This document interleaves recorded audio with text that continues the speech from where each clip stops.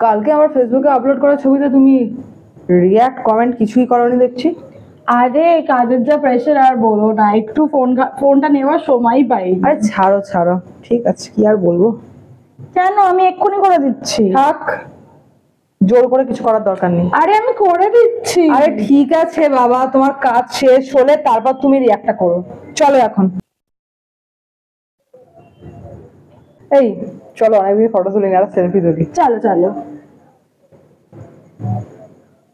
কি হলো? আরে তোমার যখন তোলার ইচ্ছা নয় তো বলে দিতে পারতে।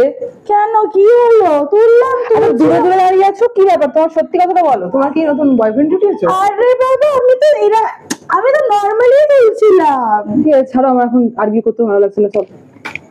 কি করলাম?